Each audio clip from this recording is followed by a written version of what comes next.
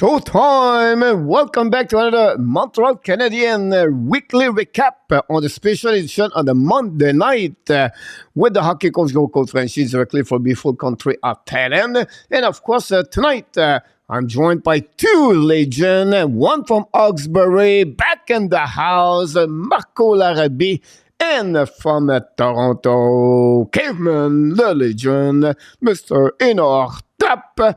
Welcome back in the show tonight on the great Monday night, February 12, 2024.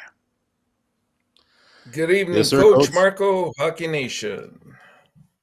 Good evening, everyone. We had a little incident in warm-up. Enortap didn't follow the code, the unwritten code. So, like the coach said, Coach had to teach him a lesson and little Sherwood. That's how it goes in the warm-up. Got to follow the code. He's got a 10-game suspension now. Don't worry about it. Now we did a haircut to you. Well, that was part of the code. You go around the code, we get the haircut. So that's happening about that. Sure. That's part of the code. Is you can't look more handsome than the two of us at Enortap. You broke the code, so that's okay. That's exactly about that. But welcome, everybody. We are now on the special edition of the weekly recap because Montreal played yesterday. It was a big Super Bowl. I don't know football. Only I know. I select the Chiefs by 3 goals, by 3 points. And I won the Super Bowl. I did not watch only the overtime. So I did not know clue what happening. The only I know is the Chiefs won, but they won on overtime. So, interesting game. Yeah, I'm not the biggest football guy. But the beginning of the game was kind of, it was pretty low event, the first quarter. But you kind of just know Mahomes, he's going to just come into the second half and just do his thing, right? It's one of those things, you just don't bet against guys like that, right? You just know he's going to. What I don't understand is when they won the coin toss in overtime, why San Francisco would let Mahomes go second. When you want to go second to know exactly what you have to do, how aggressive you're going to need to be. I don't know. I think a bad mistake by San Francisco to go second in overtime. It's kind of like baseball. Would you rather go first or go second up a bat? It's some people have the philosophy, I want to set the tone, and I guess they figured San Fran would run down the clock a bit and score, which they did, but it's like a shootout in hockey, right? Shootout in hockey, you go first because you go there. But for me, it's like Marco talked about Patrick Mahomes, and the greatest, right? The greatest player, not the good player, the greatest, right? Michael Jordan won the ball at the end, right? He won it. That's what he was born to be, and the best of the best, they find a way to accomplish the greatest thing in sport. And what you saw yesterday, this is what Patrick Mahomes is going to be, maybe one of the best quarterback in the history of the NFL. And it can go like that. They're just like the greatest, all different mindset. Their DNA is just another level.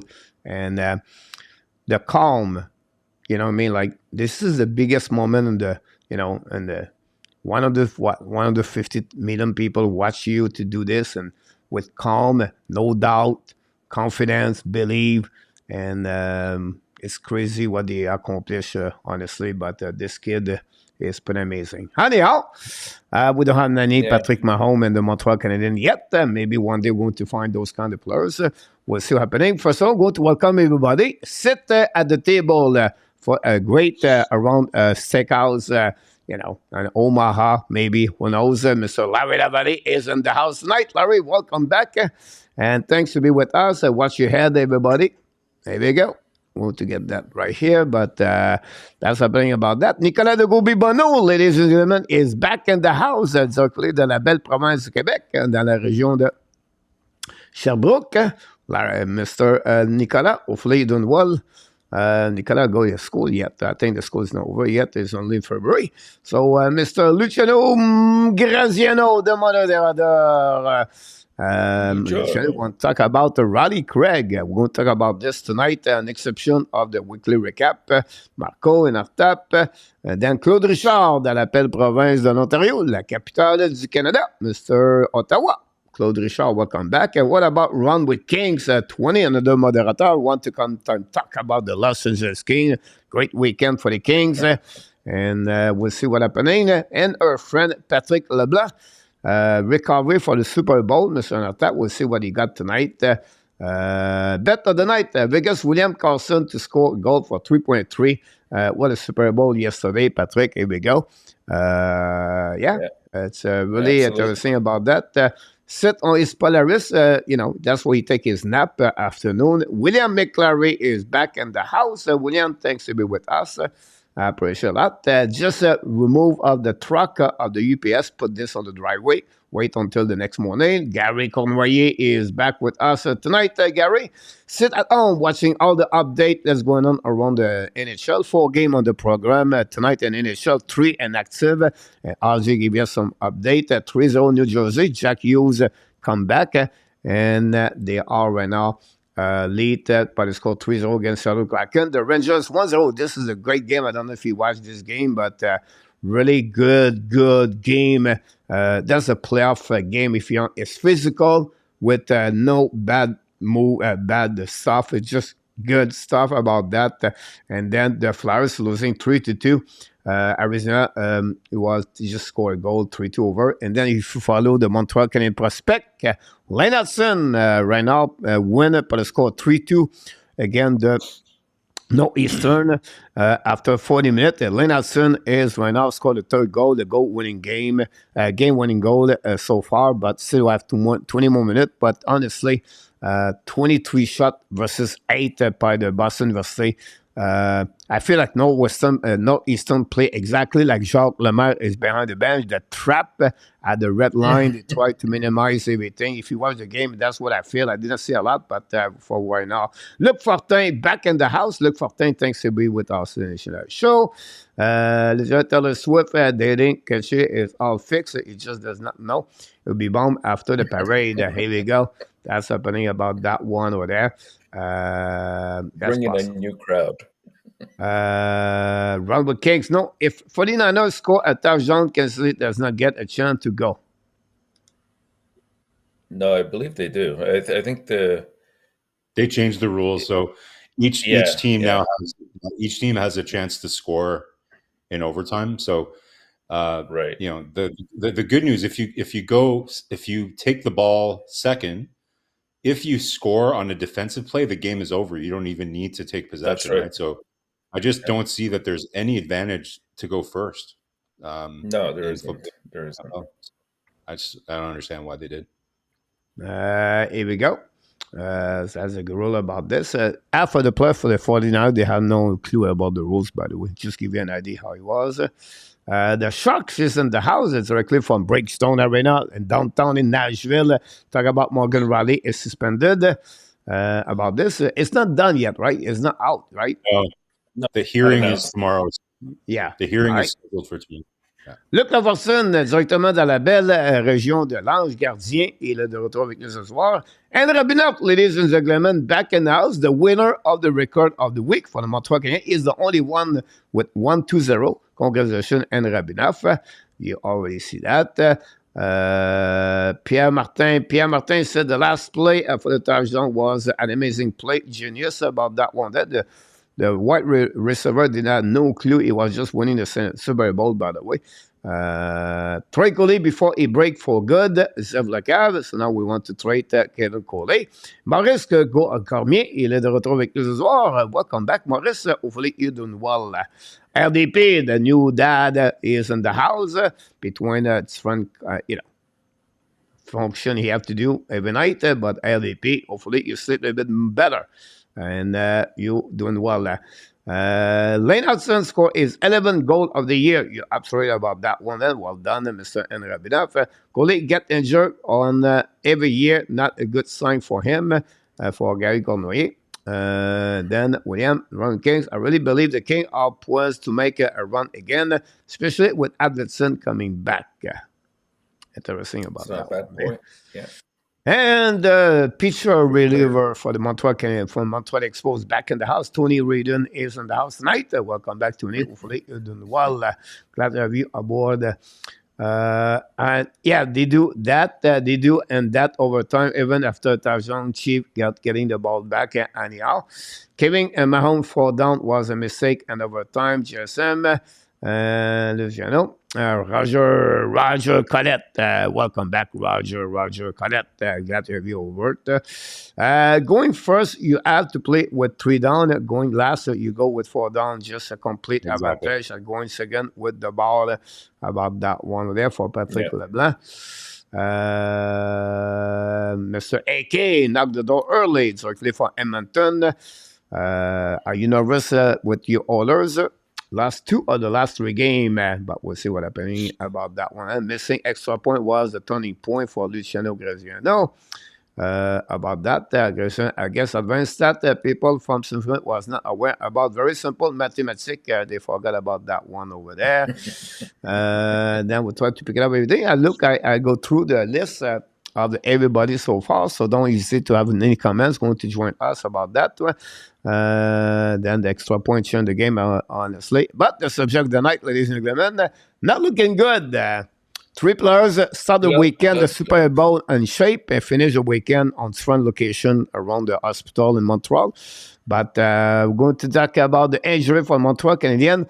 Not only the injuries, but also the impact of the players, first of all, and also for the team, for the Montreal Canadiens, who could be called up, everything. So what to do around that? And, it was injuries the last 2 seasons. It was a big conversation around the team, and we still consider the same way this season, for sure. What happening about that? If you follow my other channel, my new channel on the option, the quiz option, I did the Super Bowl Would You Rather, and pretty good. I did 1.5 million, 1.5 million, no, sorry, 1.5 people watched my video this weekend, so very happy about that. Only 25 subscribers. I go at 8 subscribers on the weekend, so it's a start. It's a one step at a time. Not worry about that. Anyway, here we go. We have a few people in the chat, Mr. Tab. Andy, nervous, coach? Why to be nervous? You never know, AK. The trade deadline could be a problem. We'll see what's happening about that. William, that would be nice, but they have a lot of work to do. I'm glad Everson back at that. The King are a lot of work to do. I think for me, it would be always like behind me. But the defense stop the puck before others. Whatsoever Dave Riddich did his game of his career against Edmonton Oilers. We have to give credit for that one over there. But we'll see what's happening. It looked like the corner and grand of the Arizona. The grandpa junk. The Canadiens either need more older, experienced guys, because the Canadiens have been drafted smaller guy a lot, and we also need more guys who can fight and send a 3 solid guy. Grandpa, I don't see fight in NHL anymore, so I don't know who can fight. Andre said that one over there. Now, physical, yes. Fight, no. How we are going to blame Jeff Monson for all the injuries? We have to blame someone about that. Medical staff. Someone's going to say Martin Saint-Louis about that. The funny thing about this happening, guys, is not like a funny thing, but I'm here every day, and people were telling me all week, or many times we said to me, he's going to be hurt if he play right defenseman. He's not going to right side, he's going to get hurt. And Montreal does not protect him. They put him on the left defenseman, then boom, he got hurt during the weekend. So it's part of the game. At the end of the night, you never know what could happen about that one. Can we write Jake Allen off at this point? And Robin, good question about this. The only player not showing interference and the defeat yesterday was Kovacevic, who sent a message to his teammate yesterday. William, I will be interesting see what they do at the trade deadline run. great point about this. He hired the new trainer. Well, they did that for sure. Mr. Larry Laval, they get the new people. Yes, we'll talk about they're not looking good, but before that, what we do, we always go to the first thing in the show. It's called the headline. All the three have a headline about the Montreal Canadiens, what happening the last couple of days, and we're going to go that direction. And the first one of the night to talk about the first headline, Mr. Marco, we take a break. We will go to open the door to Mr. Enortap, if you don't mind, Mr. Marco. And we'll see what he has on for everyone here tonight. Pretty interesting, that one over there. Groundhog Day. And here, just basically, I wanted to reference the fact that we're starting to see a pattern over the last couple of years, and even now, the Canadiens start the season off strong, but as the games become more important and teams are hungry for those points, you start to see the talent level that other teams have that unfortunately we don't necessarily have to the same extent yet, right? The fact that we're also seeing yet again that injuries are starting to become a part of the equation as well. What it does is it really puts players out of sorts in terms of their seedings and who they're playing with. And don't be surprised if to some degree that sort of contributes to injuries. I know that they're quite random and they're part of the game, but sometimes when you're put on a new line or you're called up or you're playing on the wrong side, it could have something to do with just not knowing your environment as well, and things can happen that contribute to those injuries. Not necessarily saying that's the reason, but it could be a contributing factor. It's going to be interesting. Again, Montreal will have, I think we mentioned this before, they're going to have a very strong, difficult strength of schedule the rest of the way. So things are not going to get much better. We kind of cautioned everybody early on in the year and within the last 2 weeks especially to be careful not to sort of lose track of what they're trying to achieve. And right now the record is not the important thing. The important thing is that players are being properly developed, and we're seeing a good core of them that are. It would have been nice to sort of not experience the injuries that we have had, because it would have put them on that same track of sort of establishing themselves and continuing in difficult games. That's where you really develop, is when you're faced with adversity, you're faced with playing tough games, and they seem to play very well when they play under situations when you don't expect them to play well. So we're seeing the improvement. We're going to have to really be patient. I know we use this word to death, but it's the only thing that's going to get us through a rebuild. A rebuild is not something that lasts a year or two. It's something that takes time. It takes patience to sort of maneuver through all the things that you're hit with along the way, and you grow from it. And then next after that is making the playoffs. And once you make the playoffs, it's getting the experience of what it means to play in the playoffs for these young players. And that's the direction we're hopefully moving towards. I think Hughes has an enormous job ahead of him. I would hate to be in his shoes in terms of, trying to negotiate some of these deals, because obviously everybody's after their own best interests. And I know he does hold some key assets, and he can be patient with some things, and he has been, let's say, with the goaltending situation. But I'm wondering now if maybe that goaltending situation of holding three guys back is becoming a bit detrimental. Can we say at the end of the day that Caden Primo has developed as much as we would have wanted him to, and because he hasn't played as often as he should be? And number two, has Allen gone up or down?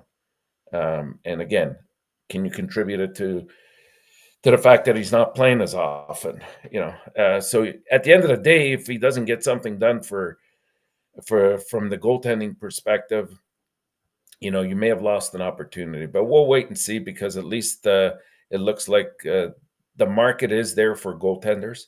And with the injury last night to Gibson, maybe that was the fly in the ointment of getting the goaltending ball rolling, and we might see yet a move for a goaltender, or at least moving of one of our goaltenders. Yeah, so good points, man. Like, first of all, can I just say that that's probably the most disturbing picture of a groundhog I've ever seen. Like, he looks wild, man. Like, he looks like, did he take control of the wheel? Like, his hand is on the wheel, like he's the one that's driving. Yeah, he's controlling right now. Wow. Well, let's hope that somebody a little bit more sophisticated is driving for.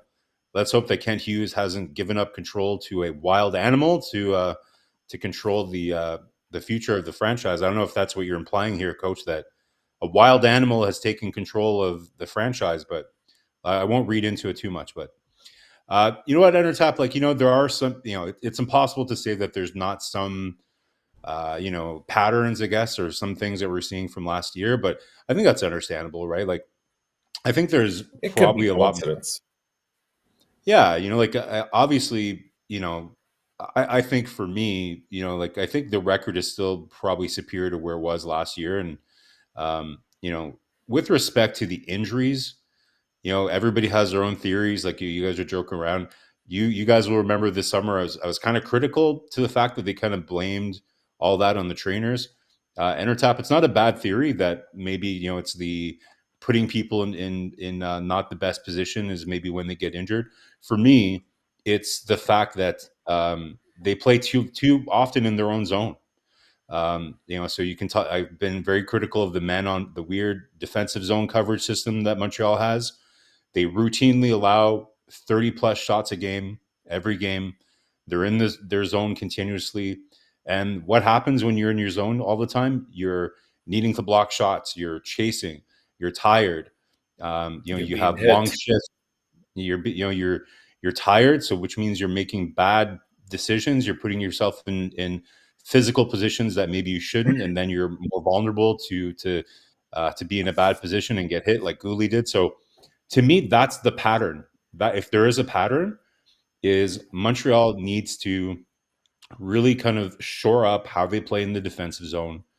A lot of experts that I hear, I take it with a grain of salt, obviously, but a lot of, like, even, kind of experts are still, not really even clear on kind of what the Montreal system is in their defensive zone. Like, I know it's a hybrid, and yes, a man-on-man can work well when you have the right players to play that way, but it's not a system that many teams play in the NHL. And what we're seeing game after game after game is, Montreal getting trapped in their zone. So that's definitely something that I would like for the team to address. It's not really something that you address halfway through the season or in the last half of the season. But I hope that Martin Saint-Louis takes a look at that this summer, and really the whole hockey operations really looks at that.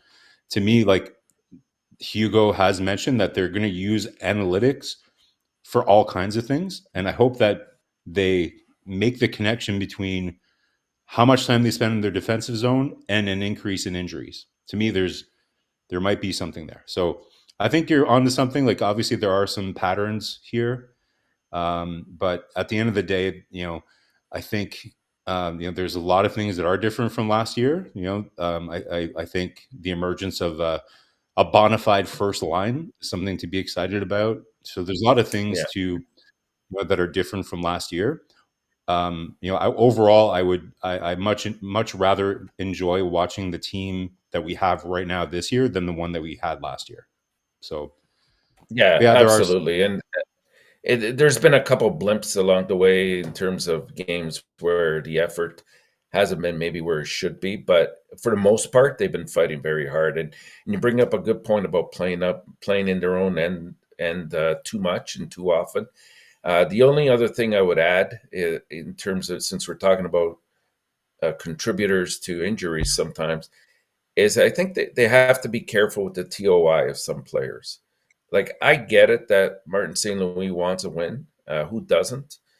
But sometimes if you overextend a player too much in the course of a game and you do it continuously over the course of the season, they're more susceptible to injuries as well. So that's something I think they should try to taper a little bit and sort of spread out a little bit more. Yeah, and one last thing. If we want to really see if there's been a difference in the medical staff this year, so there's some rumor out there that Guhle has had an ongoing shoulder issue, right? You guys will remember last year that Guhle, I think he was dealing with a knee issue. He got injured, came back for whatever reason. They decided to rush him back. He came back for like a couple of games, got injured again, and then was gone for even longer, right? So to me, you guys will remember last year we had the issue with Monahan, we had the issue with Gallagher, where they were like peer pressuring the training staff, saying, "No, I want to go back." They're basically allowing the players to decide when they're going to come back versus taking control of the situation, saying, "Listen, I know you're a warrior, you're a total warrior. I get it. You want to go out there and you want to help your team, but listen, like we're the ones we're the ones that are running the ship here, and for your long-term benefit, it's better that you just stay out the whole time." So I'll be curious here to see what the situation is with Guhle. Like it looks like maybe it will be a shoulder. So if there is something with his shoulder, then there's no reason to rush him back. There really, really isn't. And on the topic of Guhle being injured a lot, Coach, you'll remember a couple months ago we were talking about if you have to trade a left-handed defenseman, would you look at trading Guhle because he's the one that's going to be the most valuable in the market? That was a huge debate. And to me, like I love Guhle, but like I think a couple of people mentioned in the chat here, it's not just in the NHL, but going all the way back into junior, he's I don't think he's played a full complete season ever since he's been in junior. And what I see with him, and maybe again, this has maybe with this time in the NHL, kind of what I was saying about how Montreal plays in their own zone, but he seems like he's always kind of in a compromising position on the ice, right? Like he's reaching, or he's not. He's kind of in an unstable position. Like he's still kind of tall and lanky, right? So sometimes being injury prone is how you position yourself on the ice, and I find that Guhle often puts himself in a compromising position when he's defending, whether it's because he's reaching or he's not really kind of protecting himself as much, right? So I don't know. Like I don't like the idea of thinking that somebody is injury prone because there is an element of randomness to how this happens. But there is a pattern there, guys. Like all the way back to junior, it's pretty rare that Guhle ever plays a full healthy season. And that's something they should be concerned about. Yeah. Guys, injuries, part of the game. Are you going to, if Bedell get hurt next year, do you trade Connor Bedell? No. That's not what I just said, though. No, but my point is like it's part of the game to be injured. Andrei Markov missed 3 seasons or maybe 4 seasons, 3 seasons back-to-back, 4 now, 48 games. After that, he played 81, 82 games back-to-back after that. It's just hockey is a part of the injuries now. You cannot go around. I would not trade any players on my team just because he got hurt. So that's not what I'm saying, right? So you can't just say, "Oh, injuries happen." There's a clear pattern here in Montreal, Coach. Like over the last 3-4 seasons, we're in the top 5 for men injuries men games lost to injury. So you can't just just accept that it's normal. Like it's not normal. It's not normal. Like it's normal. Jack Hughes got hurt 3 the back-to-back. It's just part. It is the hockey now is again. Yeah, of course. The game is changing. The speed. They play 12 months now per year.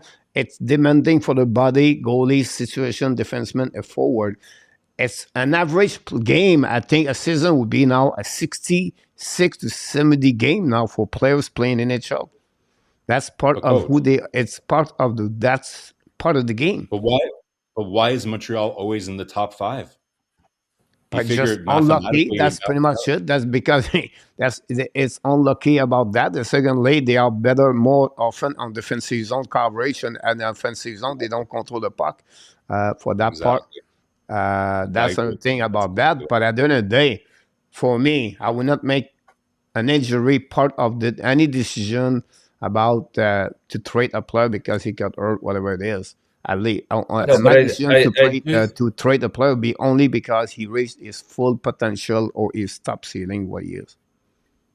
No, but I do think you have to start looking. You do have to start looking at if this becomes habitual, and it has been, and that's why we entitled this Groundhog Day. I mean, you have to start looking at the fact that it's not always just a coincidental thing. I know that they happen, injuries, but you shouldn't be leading the league unless something is at the core root of it. And is it some players are playing way too much ice time? Maybe they're playing out of position. Maybe they're playing on the wrong pairing and too high up. Like there's a combination of things that I think you need to look into deeply into the analytics of it and make sure that doesn't happen. And I think somebody even in the chat brought up maybe it's the type of system that they're playing. Well, we've talked many times about man-to-man versus playing a zone. That could have a contributing factor as well. So I think you need to look at all these things at the end of the year and sort of really do a deep dive into it and say, you know what, we might tweak this and do this a little bit differently to see if we can break this pattern that's not complementary to where we want to be. So I want to clarify one thing because people talk about the man-to-man. How many teams in NHL play man-to-man? Marco and Enortap. Not many. All of them. Not many. No, they don't. They play all of them. All of them. All of them. All of them. It depends. It's all of them play man-to-man. During the play, they will pick up the guys coming F1, F2, F3. It's no matter who is. They don't form a formation box right away. They pick up the man, whatever it is. Then during the play in defensive zone, they change after that to become a box plus one or a box out, if you want to call it that one over there. That's how it works. It just pick up there. So my point behind that, if the guy is on the board, you say, oh, we play box, we're not going to cover him. It's not matter how many defensemen stay not in front of the net, but they're going to go all the way to the hash mark and follow the guy, maybe sometime all the way to the blue line. Montreal does that all the time, Coach. Struble was right up at the freaking blue line the other game. That's not the only team they do that. How many times you see Caulfield in the corner? How many see a center in the corner? How many battle you have 3 players in the corner? If you said man-to-man, it's not man-to-man. It's a swamp. How many teams a pure man-to-man? 3-3. I think it varies. It varies man-to-man, guys. Kovacevic. How many times do you see Kovacevic at the blue line?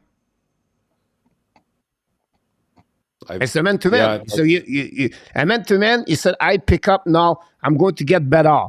Now you have to follow Bedard everywhere. When do you see Kovacevic follow Bedard all the way up and down? How do you see a defenseman cover one player and they follow him all the way to the blue line? It happens pretty frequently, Coach. Well, that's a very specific example that you're saying, but almost every game. This is the man-to-man. This is the man-to-man that Craig Berube bring the St. Blues when they won the Stanley Cup. Pietrangelo was all the way at the top with J-Bo Magster. Is it Westmaster, whatever his last name? They will play a man-to-man that way with that. They will cover the guy all the way up or at the top. But this is just... They have the personnel to play that. They have the personnel to play that style of game. Yeah, Coach. So your question is, how often does Montreal do that? Every game. Every game you see a defenseman chasing a forward all over the zone. And that's how they get stuck in their zone, because the types of teams that you're talking about that were successful playing man-to-man have players like Peter Angelo and Jay Bouwmeester, experienced NHL players that are big and strong that can win one-on-one battles. Montreal doesn't have that kind of team yet. They don't have the maturity to play a man-on-man game. I'm telling you right now, guys. Play a zone. They don't play a man-to-man. They don't play a man-to-man constantly on defensive zone. No, not constantly. I'll agree with that. But they do. They do. And They're it really shifting all depends the on time, the guys. era. They're shifting to the man-to-man to pick up the man. The first one they get on the blue line, and then after that they back like the box. I just don't think it's good. Like, I think it was the game on Saturday. You have Evans in front of the net that's not able to guard a guy. You want at least one defenseman in front of the net who their job is to actually clear the net, right? Like, this is pretty fundamental hockey, coach. Like, would you want Cole Caulfield battling against, Matthew Tkachuk, trying to box out Matthew Tkachuk in front of the net just because that was his man? That makes no sense. Because you try to win the battle in the puck, Marco, in front in the corner.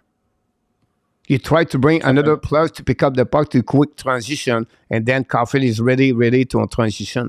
You try your third player bring in the corner to get a +1 in the corner, and then have a quick turnover right away. And then you bring one on the wall, and you bring one in front of net. And front of net could be any players in front of net. It's no matter. Any forward go in the corner, helping your two defensemen go in the corner. No, but I'm saying routinely you'll see you have a huge mismatch in front of the net. You have like a forward, like either Caulfield, Evans, or whoever you want to pick, with the forward in front of the net, because it's just so. And then you have this terrible matchup, and they're not able to cover the guy in front of the net. So you like Montreal. Technically, what they play is a hybrid. You're right. Like that's what they play. But what I'm saying, coach, is whatever. Like, even like a lot of experts look at what they're playing in the defensive zone, and it's very hard to understand what the hell that they're doing. So it's clear that whatever it is, it's too complicated for the players that they have right now. They need to simplify. Well, yeah, that's it, Marco. I think that's exactly the point. Like, and especially, coach, if you're saying they're playing kind of a hybrid, then what ends up happening is sometimes they're lost in that transition from one system to the next. So you have a very young team, and you have to be very careful how you proceed with that. It's not an easy thing. As Marco was saying, if you have a couple of very experienced veterans in the back, that helps immensely because they can cover up a lot of mistakes. But otherwise, what's the old saying? Keep it simple, stupid. The KISS system, and you just proceed with that. And the other saying is, what is the definition of insanity? Just keep repeating the same thing over and over, right? So, I think to me, again, like, and you can apply that repeating the same thing over and over. Coach, I just don't think that you can say, well, raise your hands and say, well, it's just random, injuries happen.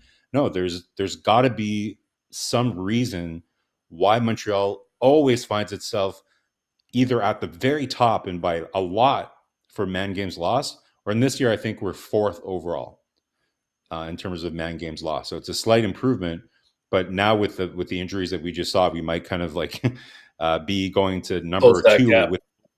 It's going to be going up for sure, right? So, anyways, I think. Next headline. Yeah. Go ahead, Marco. All right, next one, Marco. Well, so still evaluating. So now, again, I could have had many other pictures here, but these are kind of the ones that I thought of as the primary ones. So what I want to focus on here, guys, is, obviously with Monahan being traded and, with these injuries and, kind of the last 30 games, what should we, as a Habs fan base, what should we be focusing on? What are some of the things that maybe the Habs management team should be focusing on?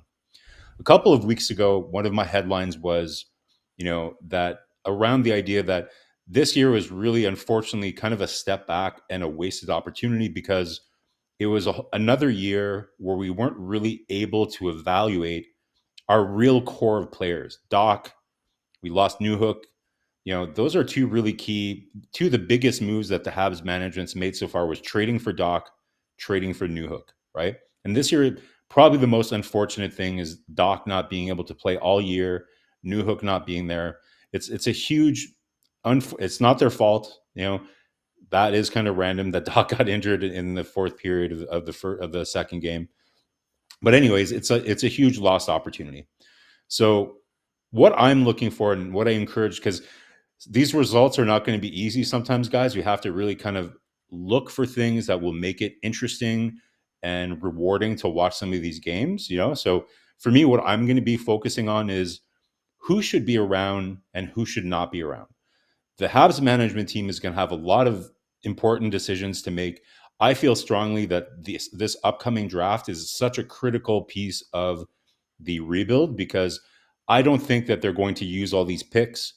I think it's going to be a really critical time for them to maybe make some decisions on some of these assets, right? So for me, what I say is going to be really important here is Josh Anderson, okay? I know he would be hard to move if ever they decide to move him, but to me, when the team is not really in the race here, who's going to continue to play hard? Sometimes you learn a lot about a player, because when things are going well, then it's pretty much easy, right? Like it's hard to evaluate who you have when things are going super well, because they're going well and they don't really need to face adversity, right? So for me, you learn a lot when you're losing. Exactly, right? So who's going to kind of like, especially a guy like Anderson, who's supposed to be a leader on the team? We're having this debate in the chat yesterday. Some people seem to think that he's a great leader and everything else. And you know what? Granted, at the beginning of the season, the results weren't there, but he was playing the right way, doing a lot of great things on the ice, was contributing. But since he returned from injury, you're just not, in my opinion, you're just not seeing that. You can criticize the production, but I'm just not seeing him contribute in a lot of ways. So I got and Coach, you were saying there's a difference between somebody like Mike Hoffman. Like, I'm not saying Anderson is a cancer in the locker room and that he's an asshole and he's a bad influence, but I still think that if somebody is not really bringing it in this kind of situation and elevating himself as a leader, it still can be a bad influence indirectly, even though he's very much appreciated and he's not pouting and things like that. You're still allowing your young players to see that it's okay for a guy to come and play like that on the ice. So my personal opinion, they need to kind of figure out what's going on with Anderson. Is he a part of things moving forward here? That's a debate. Jack-Eye, again, another thing to evaluate. We have a lot of left-handed D. What are you doing with this guy? What are you doing with Harris? You're going to have to start evaluating. You only have so many, spots for these guys, right? So he's another guy. So it looks, based on if Harris is going to miss some time here, if Guhle is going to miss some time, everybody's going to get their wish. All of our Jack-Eye lovers, including me, I love Jack-Eye, but you're going to get to see him, guys. He's probably going to get elevated minutes. He's probably going to have to play top 4 minutes if Guhle's out, right? So there you go. You got your wish. Let's see Jack-Eye play some top 4 minutes, and let's evaluate how he deals with that. We'll see how that goes. Like I was saying before, Newhook. This is a guy that you went and you spent a lot of assets for to get this summer. Let's see him in a top 6 role. Play him at center, play at wing. So these are all great opportunities to evaluate. Gignac. Okay, so you gave him a contract. Everybody thought that was a great move. I agree, really well deserved. So let's see how he does. Does that mean if you get a good look at him for the rest of the year here, maybe Jake Evans is somebody that you can move away from. So that's how I'm going to be looking at the end of the season here, guys, is not just wins and losses and how many goals Caulfield scores, but let's really look at who should be part of this moving forward. We're going to learn a lot about this team, learn a lot about the individuals that are on this team. And so I suspect that the Habs management, that's what they're going to be looking for, right? Like a lot of analysis. Just because you're not making the playoffs and you might be out of it at this stage, the evaluation is not over. School is not over. You're still being evaluated. So I suspect that that's going to be an important focus here for the last 30-something games. Enortap, who are you going to be evaluating over this stretch of games here? I would say all of them, Marco. Not just the youth. You brought up Anderson. I think that's a good place to start with. Again, I like some of the aspects he brings to the game, but he has to learn to be, in my eyes, a little bit more of a leader. And he can't pout around when things are not going the way they should be going, because the young kids are going to be looking at the more experienced players, and if it's okay with them to play in a certain fashion, they're gonna follow suit. and that's my fear. You have to have guys that are going out there, and whether the score is in your favor or you're losing, 5-2, your effort has to be there on every shift you play, and that's the key thing for me. Defense, you're going to get the opportunity. You're right. Yeah, and no names in particular, because I think we're going to see now, possibly in my eyes, you're going to see probably Barron coming back up to fill in one of the two spots. It'll be interesting, towards the end of the year, if Hudson comes up for a small stint to see, you can evaluate how things are going there, who he pairs up with well, and go with that. So I think it's important that we do give them their due time, and as the coach, you have to supply that time. Like, I don't think it should have been just due to injuries. I think it should have been a little bit more evenly dispersed from the beginning, but that's just my opinion. And we're going to see it now. And this is like they say, you got to step up now. Who's the next man? Step up. Show me what you got, because that'll determine how far you go. So if you agree with me, so if you're Kent Hughes though, and you're leading up to this draft, and you have you have a certain amount of cards in your hand, right? So kind of what you've got in your hand, but you kind of need to really understand what cards you have, right?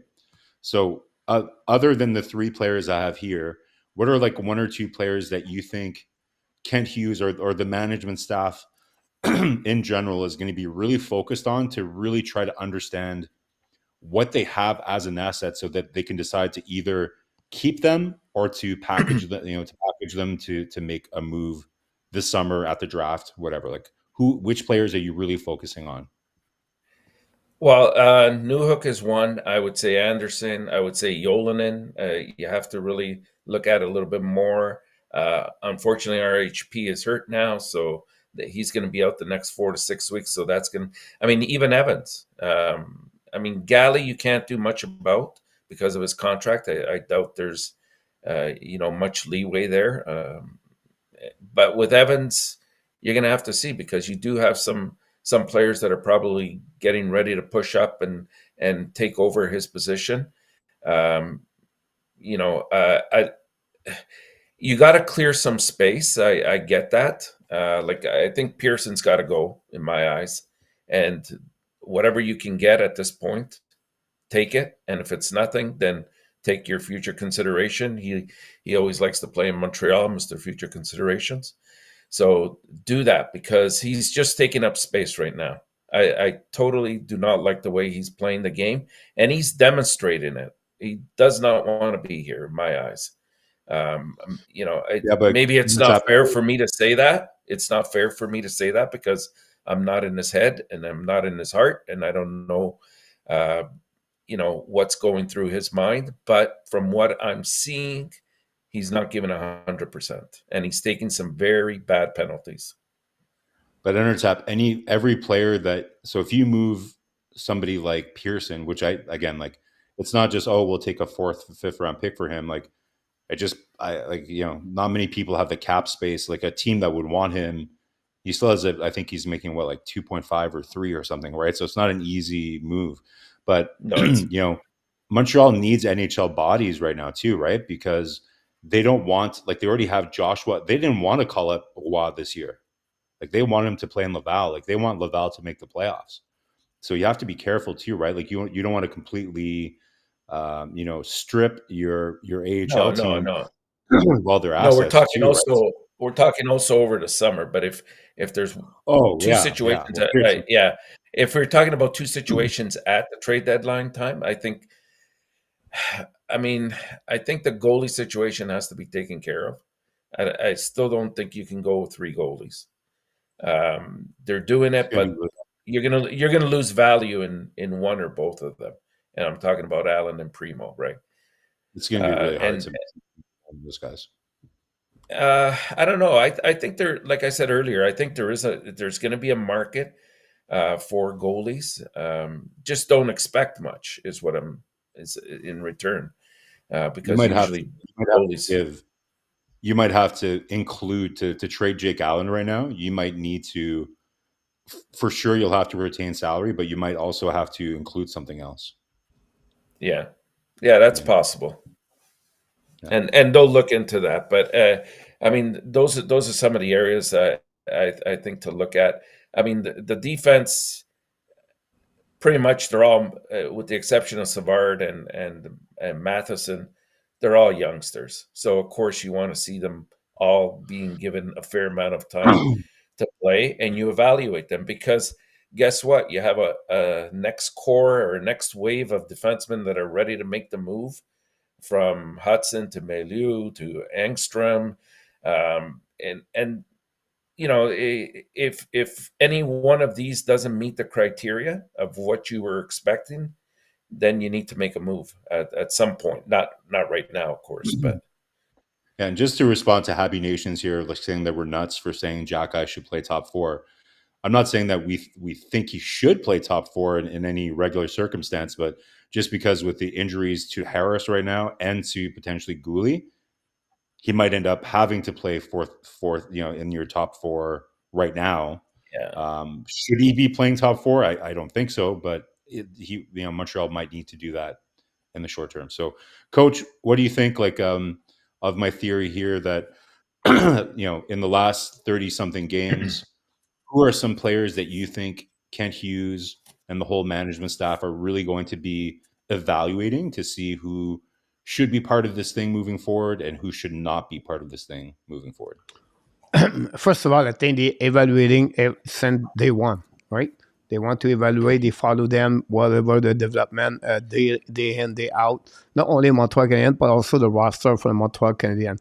I think for me, what they want or they don't want, it's more about who they can get at the end of the day, because, in my opinion, they don't have the thing they want to be yet. If you look about the roster they have, they still have bad contract right now inside that team, and they want to remove them. I think they are 1 year from, honestly, to be what they try to become, and until then they will just consider what they are doing for the last since they all got higher is get player like Monahan, get player like Pearson. Bad contract come with asset, and they go that way. Now they are this summer. I expect a player like maybe try to send a couple of players out, but I don't think so. Anderson would be one of them. I think they really believe Anderson could be a part of the next 2 years on the Montreal Canadiens because his contract is at 5.5 and he cannot do anything. It's funny because everybody want to trade. Harris last week, everything. Now today we don't have enough defensemen for Montreal Canadiens right now for the weekend.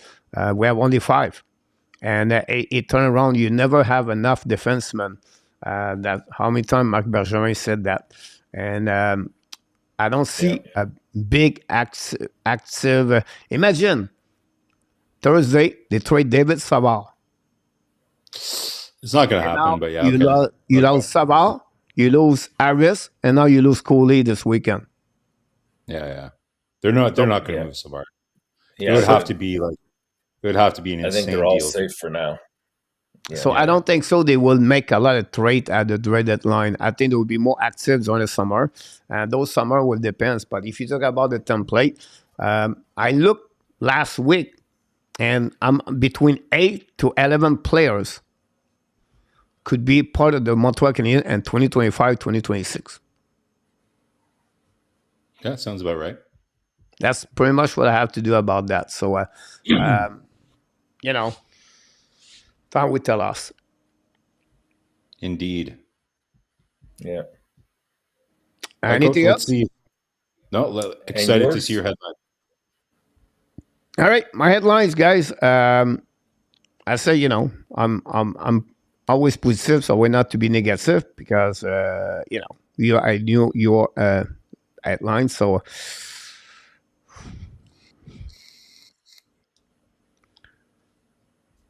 but it's enough. It's enough about him whatever you want to give him. I was one of them said to you, his leadership is bad, and the Northeastern win the final 4-3 turnover, and they are the champion, beat the Boston University. Yeah. Wow, they look. Wow. Boston University looks absolutely dejected. What a fun tournament, though, Coach. So passionate, these kids playing in this tournament. Man, they look like they just won the Stanley Cup. It's crazy. Yeah. Awesome. Wow. Number 11 beat number 3, I believe, in the NCAA. Fontaine. Yeah, Fontaine did it there. Here we go. In overtime. So, prior to that, Lennartson have a great chance, by the way, to score a goal. Anyhow, it's enough. It's enough because I think it's now become really bad. And he have 2 W. He is 2-10-2 in his last 14 game with the Montreal Canadiens.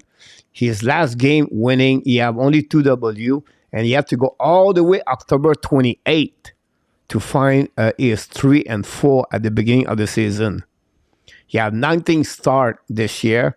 9 of them is below at 890. You have 86, 85, 80, 75, Jake Allen. 1 time, 2 time, 3 time, 4 time, 5 time. But now he become really there. Yes, 5 versus 5, a great stat. GVSA is number 10 in NHL, and Montreal is number 18. I understand that, and I understand. But right now, it's really, it's 23 days now. Primo didn't have no game, and they have to figure out something with Jake Allen for that part over there. Yeah, that's why this is the wall, right? You have a limit. You have a credit card. You have a limit on a credit card. If you go over, it's not going to work. Right now, it's over. For me, that's over. You pass your limits, and they have to figure out something. If you want to keep him in the team, let him stay upstairs, whatever it is. And for the rest of the year, Montembeault Primo, give him 1 game, Montembeault Primo, that's all. You have to figure out with Primo. Is Primo, what is the, earlier he said evaluating the players, Marco. That's a great example. What is Primo for the staff management? Exactly. Yeah, no, you're right. So you're right, Coach. Yeah, so on Primo, that ties in nicely. But go ahead first, Enortap. Go ahead. No, I was just going to say, I don't think it ever was their intention to hang on to all 3 this long. But unfortunately, teams don't start getting serious about acquiring a goaltender or paying up for a goaltender, especially until you get to that trade deadline time. And even then, you're not going to get very much. Not many goalies have fetched the first, and for that matter, even a second. So it's difficult. It's difficult.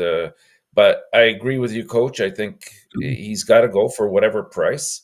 And as you said, give the opportunity to Caden Primo every third night to at least show what he's got. And if he doesn't have it, then you're going to have to readjust your plans when it comes to goaltending, right?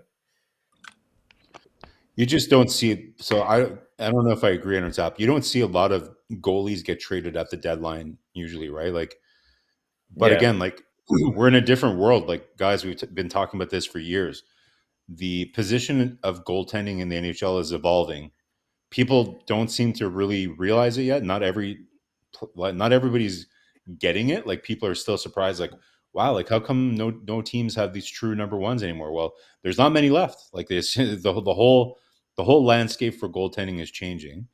But until the NHL actually adjusts the amount of roster spots that you can have and all that, and realize that the game is changing and make those changes, we're still kind of in this weird limbo, right? So I think you're right. There's no way that Hughes, would have wanted this to happen. And I think for the beginning part of the year, Montreal was managing it pretty well. But guys, what's really changed? The one thing that's changed is the 3 goalie rotation was almost kind of working, but that's when they were really doing a rotation, right? Every they were most going 1, 2, 3, 1, 2, 3, 1, 2, 3, and then everybody was able to kind of still be in a rhythm. But so the big thing that's changed is that Montembeault, I think, has played 10 out of the last 15 games. Since with good reason, right? Yeah, with good reason, because he's playing really well. So you can't blame them for doing that. But that's really where things, where the chain kind of fell off, right? Like all of a sudden, like you said, Primo hasn't played in 23 games. In a way, I feel bad for Allen because, a couple things, like, yes, nobody can really look at his last game and there's at least 3-4 goals that he should have had, in my opinion, in that game. But, you kind of feel bad for the guy, right? Like, he's been a total pro, hasn't complained once, does his thing. He's very supportive of the situation. So you feel bad for the guy because he's not really put in a situation to succeed, in terms of getting into a rhythm and all that. He's had the worst run support of any Habs goalie. I think it's under 2 goals a game. Not that it would have mattered last game because he did have a bad game. But if you look at his record, he has the lowest run support of any other Montreal goalie, right? So all that being said, the thing that's really changed here is that Montembeault is playing the amount of games that a NHL number 1 plays in 2024, like 10 out of 15 games. That's very much the proportion that you would expect for a number 1 goalie in the NHL right now. So that's the big thing that's changed. But in terms of Montreal asking him to, okay, we're not going to waive you. We're not going to put you in the AHL, so you're just going to eat hot dogs and eat popcorn for the rest of the year. There's no way that they're going to do that. Like, as you know, Kent Hughes puts a lot of importance on his reputation across the NHL, and they just have too much respect for Jake Allen to do that. But I'm not saying it's an easy decision, because you can see, like, with Montembeault playing more games, it's deeply impacting the play. Like, Primo hasn't had a very good, the last 2 starts he's had haven't been very good. Allen, for the most part, hasn't been very good either. So do I agree that ideally something needs to happen? Yes. But again, not many teams. So the way that Allen is playing doesn't make him a very attractive asset right now for a team that's going to, because I'm not saying that Montreal is going to get anything for him, even like a 5th round pick, 6th round pick. The team, it's not just the asset that they're giving away, but they're essentially taking, like, for them, cap space is also an asset, right? So even if they get him for free, are they really looking at Allen as an upgrade to what they have versus locking into having him in their lineup this year and next year, even if Montreal retains salary? It's just a very sticky situation. It is. It would have to be a team that it's trying to solidify their backup situation, or maybe doesn't have a backup currently, and they're worried that what if our starter gets hurt? At least you have somebody that comes in, has NHL experience, has won the cup before. So you'd have to bank on that. And I don't know how many teams fit into that category, to be honest with you. It's not a big just marketplace. One question, one question, Marco. Since we're talking about reevaluating players, suppose Hughes is unable to get rid of either Primo or Allen. Do you cut back Montembeault's time to evaluate Caden Primo a little bit more?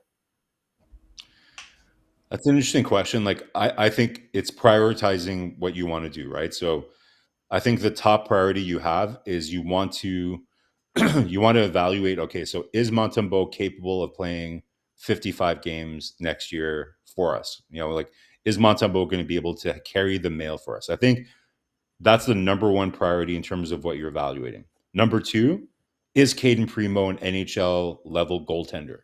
Is Caden Primo a number 1, but is he an NHL goaltender? That's the number 2 thing that you're prioritizing in terms of what you're evaluating. And then the third is, like, I don't think you're evaluating Jake Allen. You know who Jake Allen is. You know what kind of guy he is. You're 100% comfortable having him around the team. That's not an issue.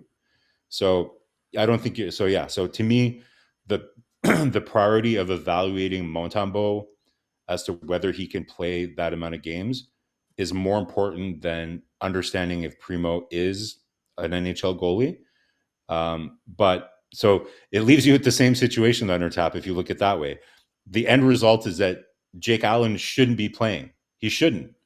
But the reality is that Ken Hughes is not going to do that because of the relationship that they have with Jake Allen, the impact that it has to Montreal's reputation with other players, signing free agents, all those things.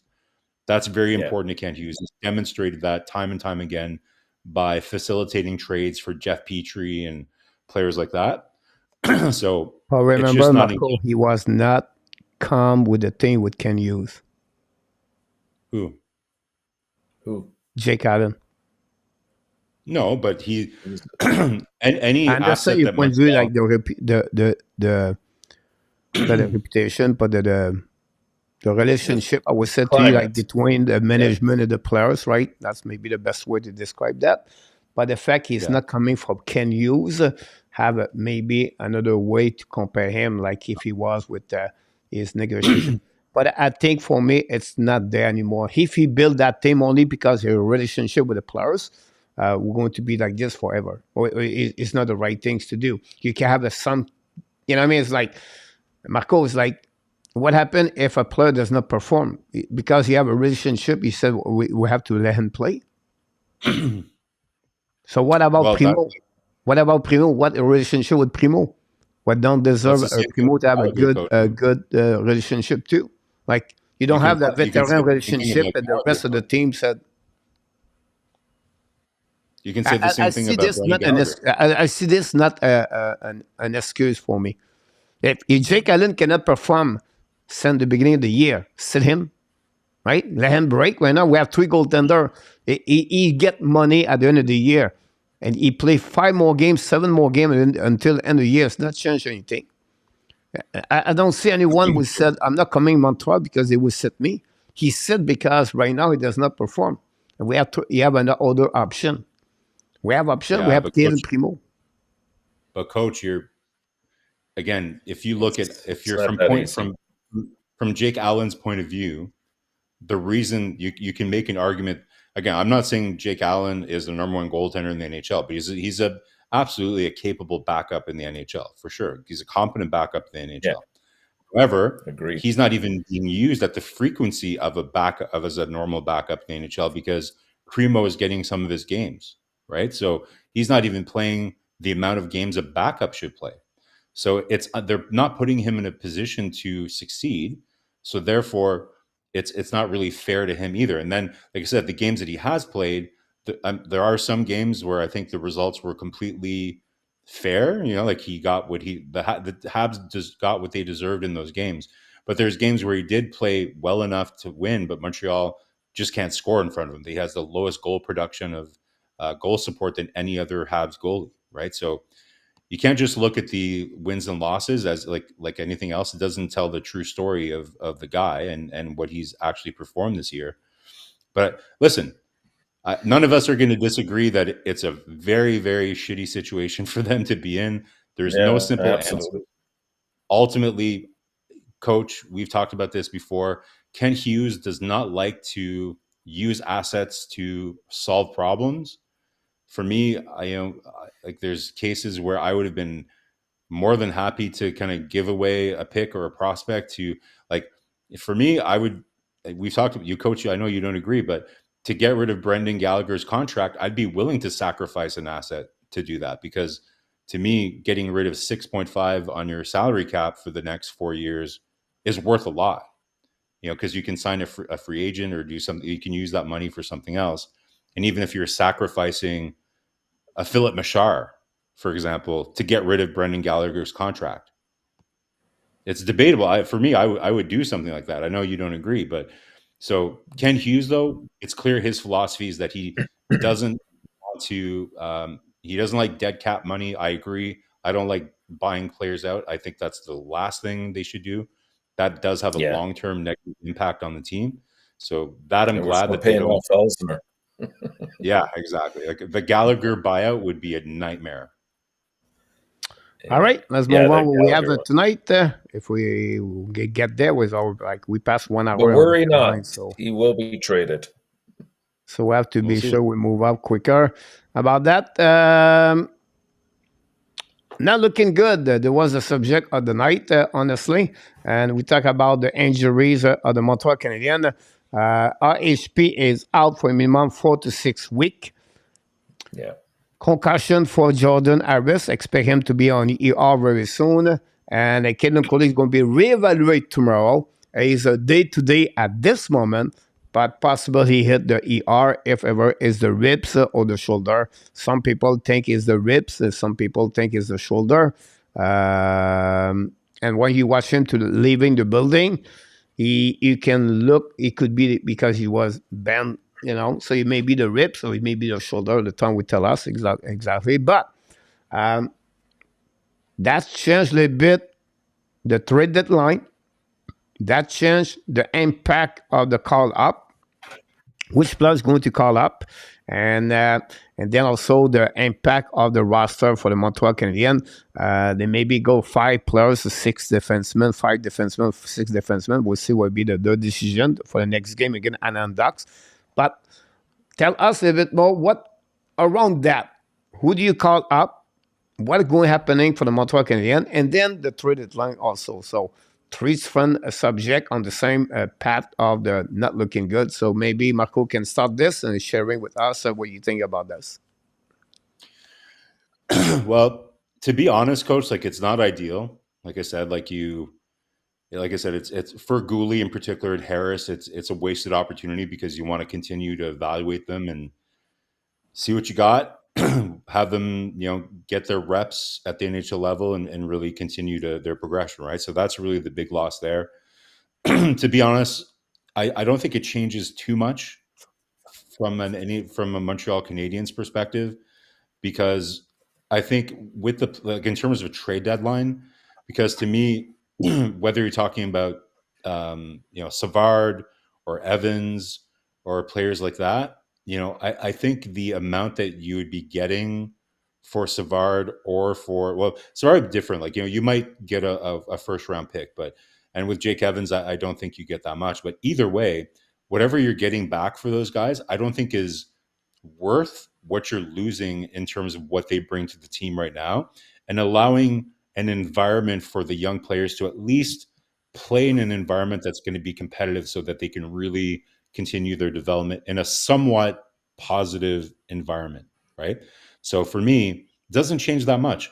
I think we just talked about, like, to me, the players that wouldn't have a negative impact leaving, like a Pearson or a Jake Allen, those are harder moves to make just because of the salary cap issue that's there, right? So maybe at the deadline, a team maybe takes a flyer on a player like Pearson, but I think he's going to be like number 4, number 5, number 6 on a team's, kind of like priority list at the trade deadline, right? Player.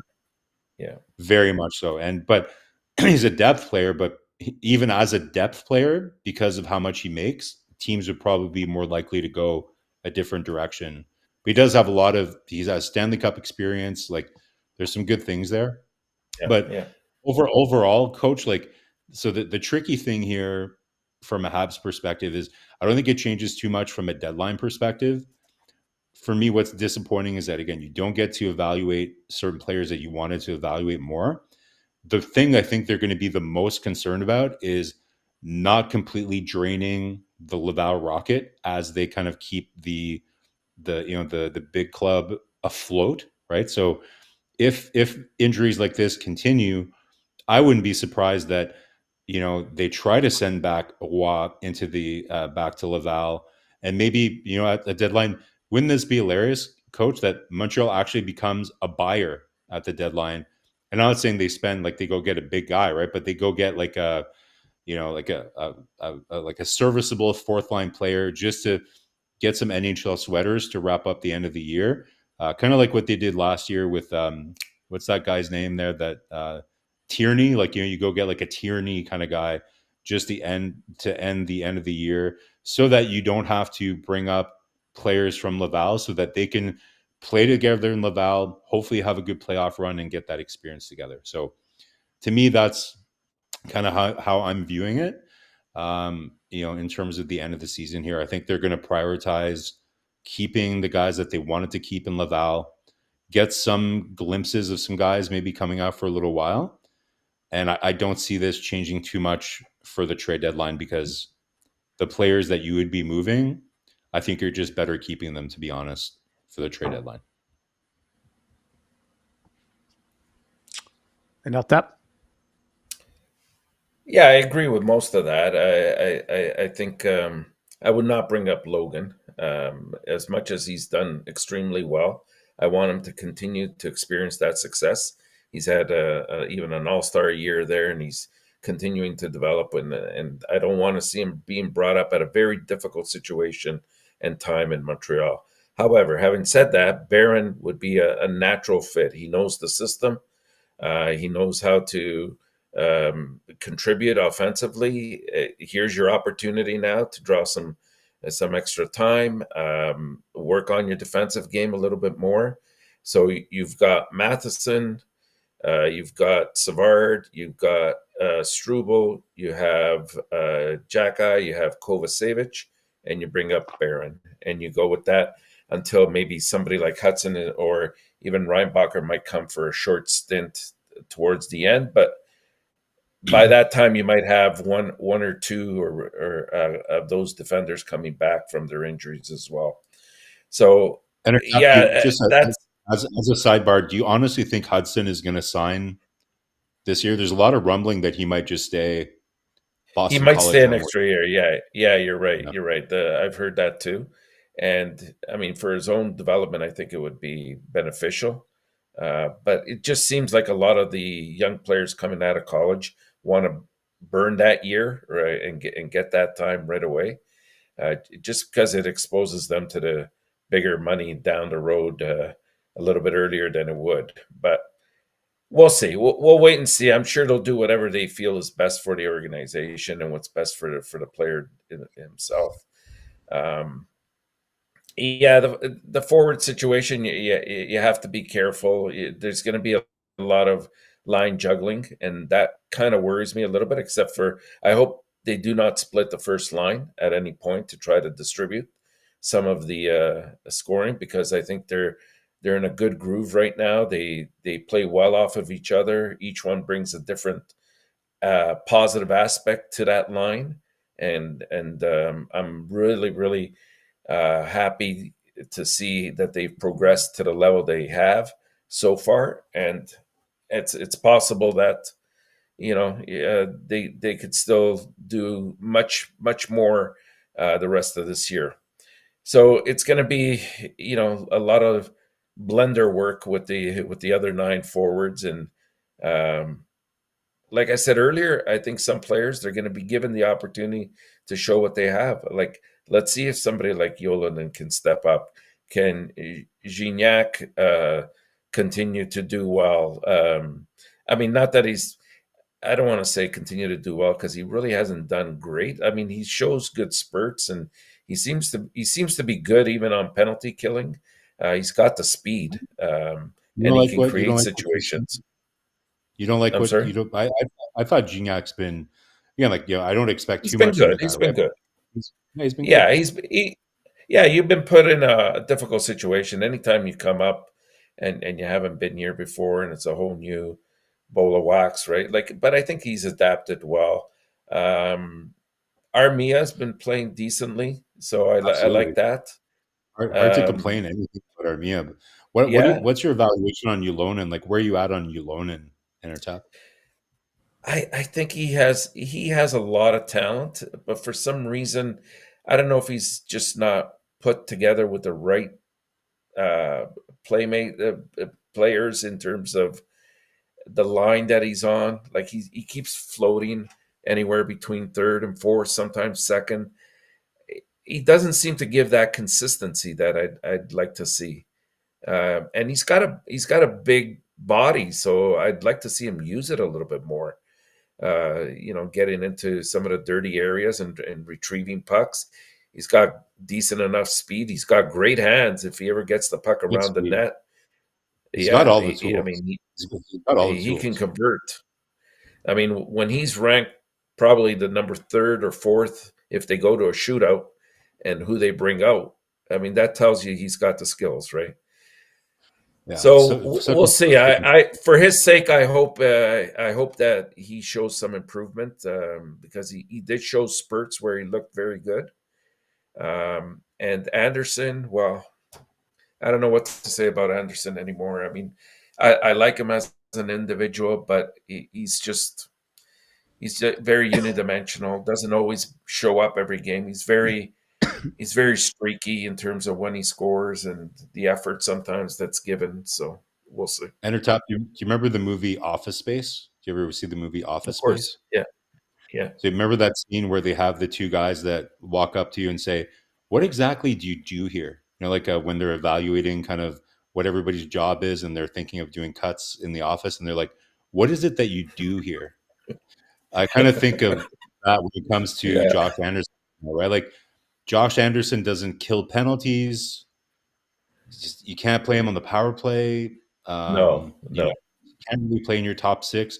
All the underlying numbers show that he will bring down the production of anybody you play him with in the top six. Like if you look at all the top six players all year for Montreal, if you look at a graph, you know, the players are like this, and then whoop, they play with Anderson, all their shit goes down. So, and then, you know, yes, he can be physical, but he's not consistent doing that. So what is it that you do here, Josh Anderson? What is it that you do here?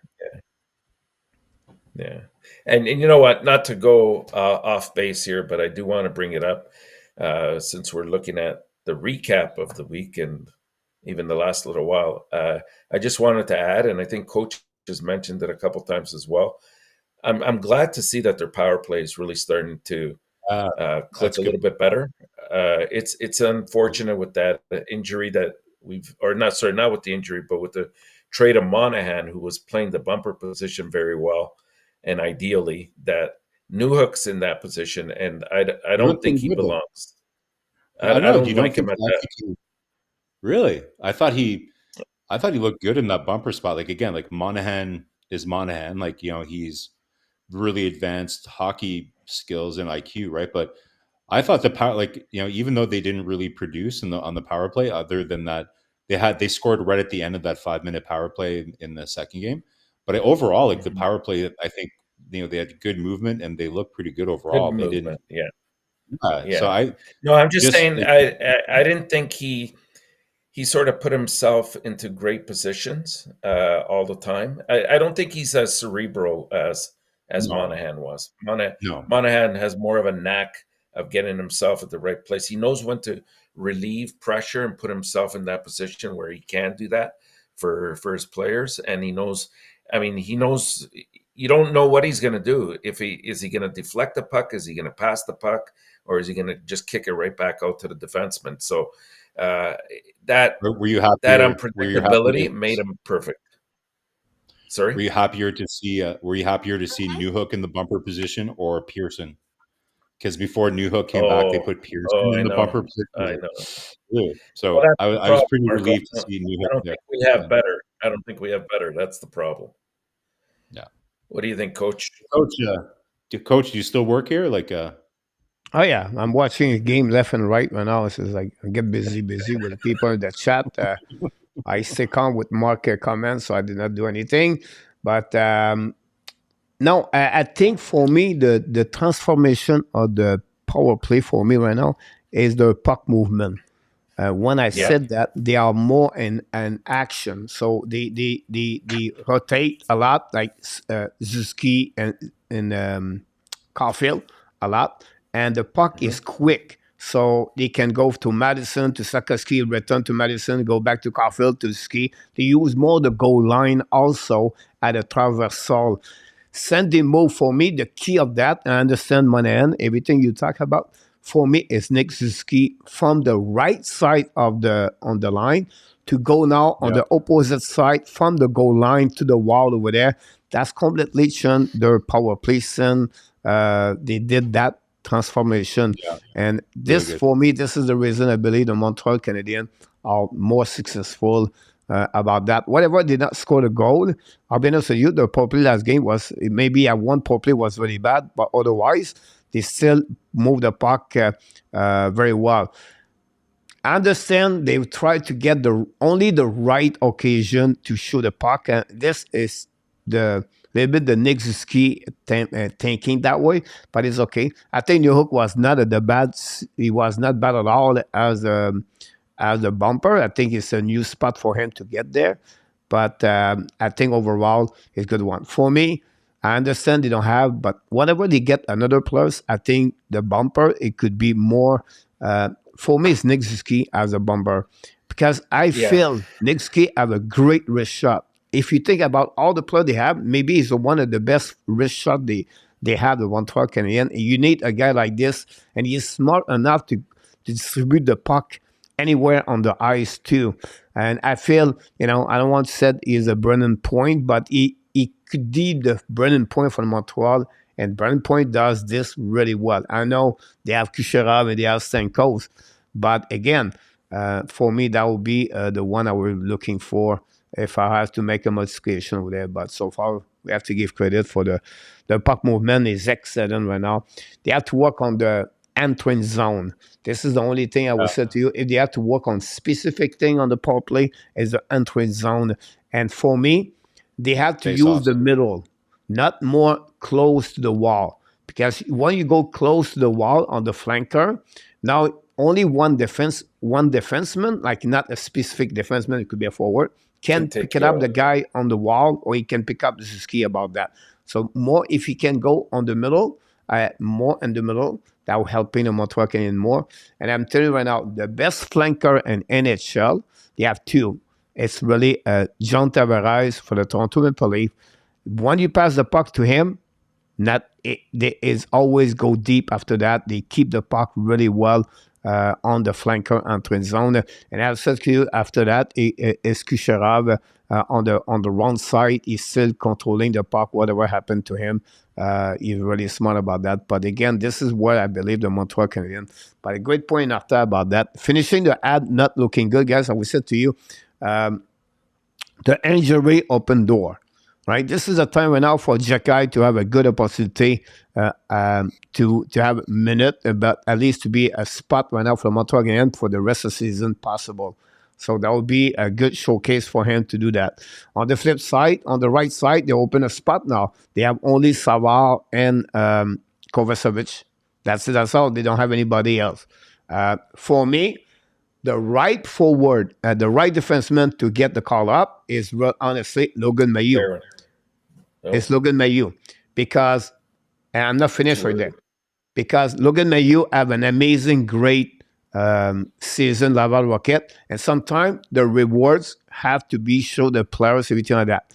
On the flip side, right, because the Laval Rocket need more players to go try to make the playoff, everything like that, and the fact like Mailloux maybe have more time to, he did not play a lot of game in the last 18 months, it would be more benefit. He considers what he's doing with the Laval Rocket right now to be the number one defenseman, plays 20-25 minutes. It consists to accumulate the confidence, carry on that team with shoulder, take more responsibility as a leader, also that team. And you put this all together, better Mailloux over there. On the flip side, that will bring back Barron. That will give him a little bit more confidence about, the setback he got. And I think this is the right choice, in my opinion, to bring back Justin Barron right now. He's also a right defenseman. So after Madison, for me, Barron is the best forward to carry on the puck for the Montreal Canadiens. Is more oriented offensive player for the Montreal Canadiens. That's not tell everything else his story on the defensive zone. But overall, he don't have a really bad year with the Montreal Canadiens whatsoever. Everybody have a slump at some point. So that would be my expectation for this one. Gallagher finished his suspension Tuesday. Don't be surprised Joshua Roy go down. The only thing could happen is possible the Montreal put another player on the ER that will maybe keep Joshua Roy. But same situation with Joshua Roy with Logan Mailloux. Better to send him at Laval. Let him at Laval. Constant to walking there. Get your minute better. He played 12 minutes, I believe, last game. So that would be another review about not looking good overall. Obviously, for me, Guhle, we see. I hope and I hope it's not a shoulder.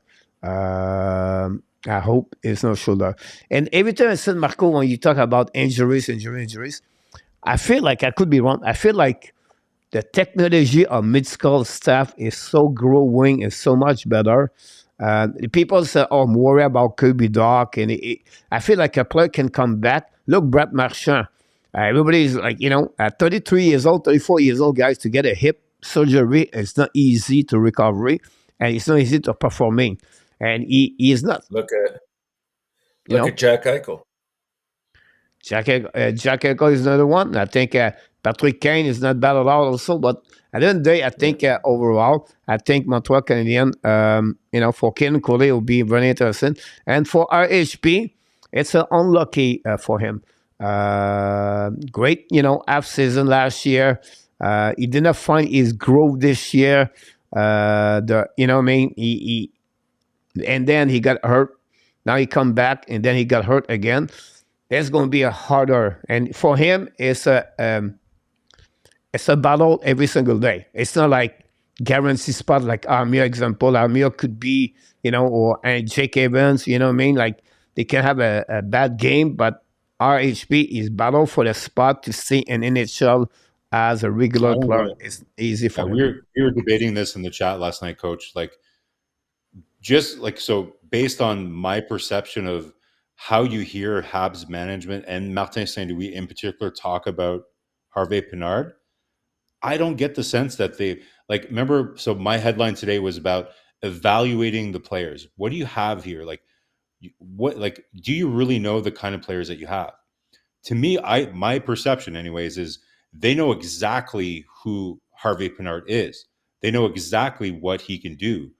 And they're very comfortable playing him at the very least on a fourth line. And they're comfortable moving him up the lineup if they need him. Right. So I don't think I agree with that. I made the comment yesterday that I wouldn't be surprised if Harvey-Pinard is still in the Montreal lineup 3 years from now, not in a top 6 or a top 9 role on the fourth line, because St. Louis values players that he can put on the ice and knows exactly what he's going to get from them.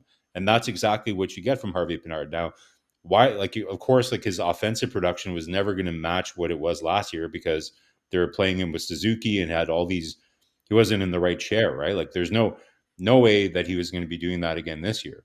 But if you listen carefully, and I know, Coach, you watch all the same press conferences that I do, St. Louis loves this kid, loves him. And unless that changes, unless his work ethic and what he's able to produce, not in terms of statistics, but in terms of winning puck battles, killing penalties, playing the role that they need. I'm not saying he's a core piece here, like that, he's a core piece of the team or anything. That's not what I'm saying. Oh, he's a depth. He's a depth piece that you need. He's a depth piece that you need. They know what they have. They're comfortable with who he is, what he does. He's a Quebecer. That's a checklist of things that they want. So yes, it's a huge setback for him. It's disappointing, but it's not to me, Ylonen, if you change the name Harvey-Pinard and Ylonen with what you just said, I would agree, because he hasn't proven shit. They don't know what they have with him. He hasn't proven anything. He doesn't do the little things. St. Louis doesn't have confidence in him. So if Ylonen got injured 3 times this year, and then I would say, you know what? That's a tough break for Ylonen, because you know what? There's players coming from behind him that are going to supplant him in the depth chart. And unfortunately, he hasn't really shown that much. It's going to be really hard for him to stay in the lineup because there's other players coming behind him that are going to be pushing in his back. For Ylonen, yes. For RHP, I think he's brought enough. The management team and the coaching staff like him, so I wouldn't put him in that same position. Everything he said right now is right. And 4 years, no. Yeah, and 4 years, Montreal Canadiens have everyone have more talented player to take everything what RHP gave to Montreal right now. That's the reason I will not go that direction with that's the reason I said to you yesterday it will not be with Montreal the next 4 years, because he does not have everything for Montreal because at that moment they will have a talented top 6 players. Those kind of players can play on PK. They are bigger, they will be stronger, and that four line will be completely another kind of line they have right now. But right now, it's satisfied what Martin Saint-Louis he does not have. So my RHP have a good role, but in 4 years he don't have no role with the Montreal Canadiens. Well, again, lots of things depends, right? Like if he's not healthy and he's not able to play the same style of game, no. But if he's able to sustain this kind of play that he plays right now, I to me, like you're not putting, like, yes, you're going to hopefully have way more skilled forwards, but those are not the guys that you want playing on the fourth line. Harvey-Pinard is perfectly made to play on a fourth line in the NHL.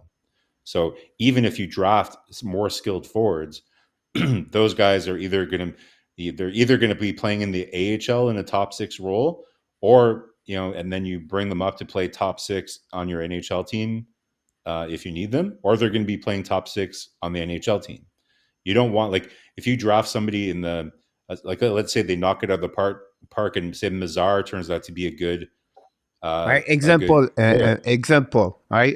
And I don't know what would be the ceiling in Enortap and Marco, but Florent Jacquet, 6'3", 6'4", or RHP, Luke Tuck, 6'2", 200 pounds, versus RHP in 4 years.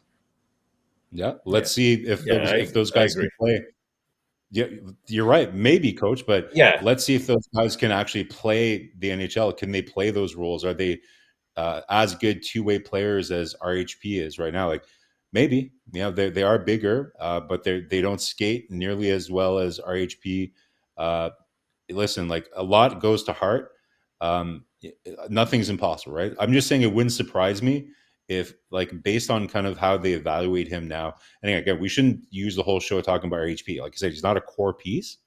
I just went, like, to me, when you said, like I was saying, for Ylonen, I get it. If he was injured, I can see, like, oh man, like, that guy's career with the Montreal Canadiens is definitely in jeopardy because there's people gonna catch up with him and they're gonna supplant him. But I think in terms of how the management team perceives Harvey-Pinard, he's not as in danger as a player like Ylonen because of what they know they have and what he can do on the ice and what he brings to the team.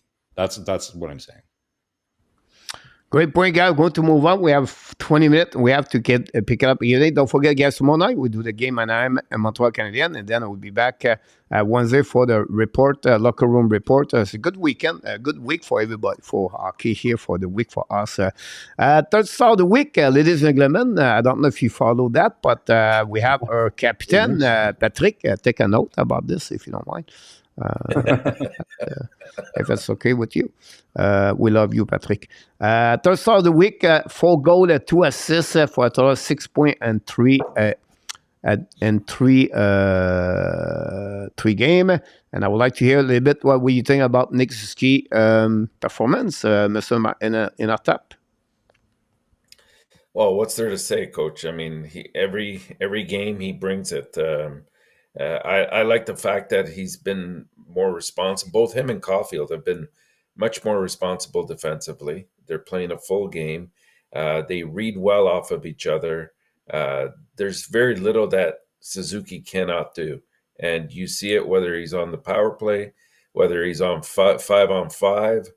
I like his play. And to me, he's slowly starting to show that this guy can put up 70-plus points a year easily. Well said, Marco. Yeah, Coach. Well, we talked about this a lot this year, right? So I know people are going to roll their eyes when I make this comparison, but Patrice Bergeron was on average a 75-point player, a year guy, right? So not a point per game guy. So the whole debate of is Suzuki a first line center, not an elite, 100 point per game, 100 point producing player.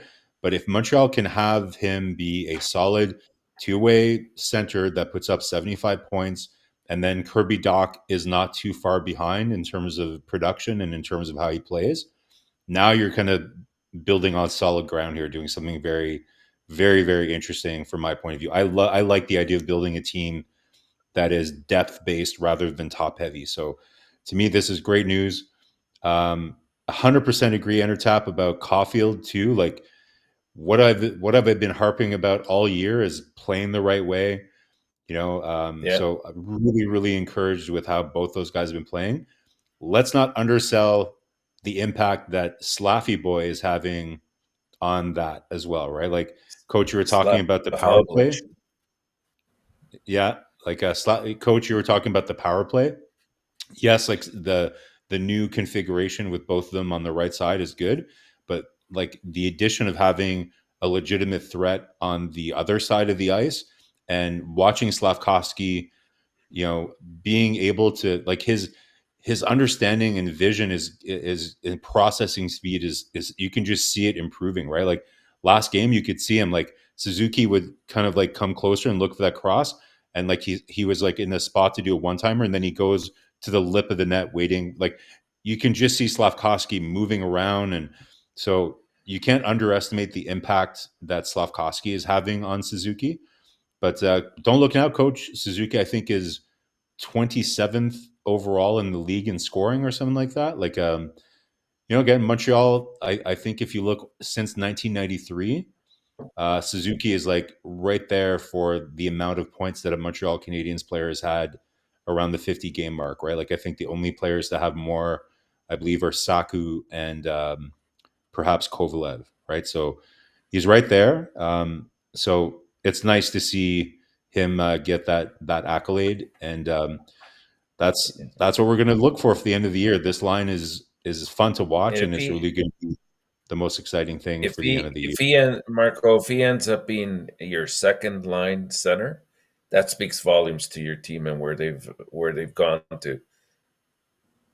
Suzuki? Yeah, if he eventually ends up being your second line centerman, that means you have a very strong individual at center. It might not even be Doc, right? But even if, I don't know, like I maybe, but I don't know, like even if he's your first line center.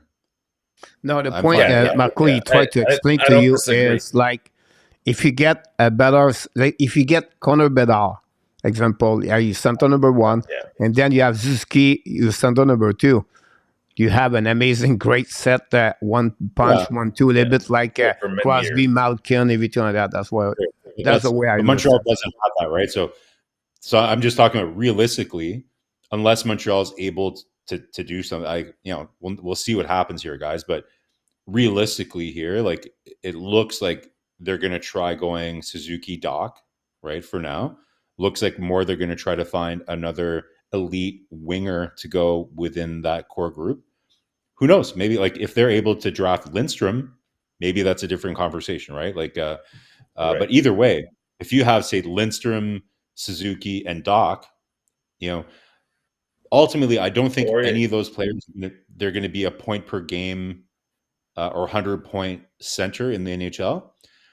But to be honest, guys, like I was just saying, I would rather, in my humble opinion, if I was building a hockey team and you said, do you want to build a team like the Oilers where you spend, or the Leafs, where you spend all this percentage of your cap space on 3 or 4 core players, and then every year you're struggling to kind of like piece around that?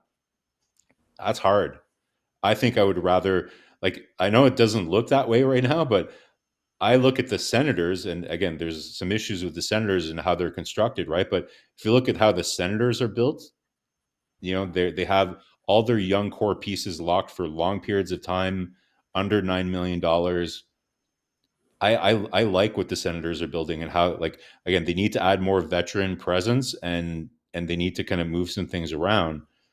But if I were to choose, believe it or not, I would. If you gave me the choice to be the GM of the Leafs or the Senators, not just because I'm from Ottawa originally and I hate the Leafs or whatever, but in terms of how the team is constructed, I would rather have the Senators roster to manage, because there's more flexibility and more depth, and there's more ways to move pieces around. So I like the fact that Montreal is building their team that way, rather than doing that. So all that is the reason that relates to Suzuki, is that he's confirming that he can be a number one center in the league not to the full extent of a Patrice Bergeron, but in the same style as a Patrice Bergeron, to me, that is a solid foundational piece that we can continue to build upon. Just building the pieces around that. So I'm really happy with it. And so, Coach, to answer your question here, is 75-point season first line production? Yeah. For regular season, I think. Yeah, this is a question. My poll today it's out now already on that one over there.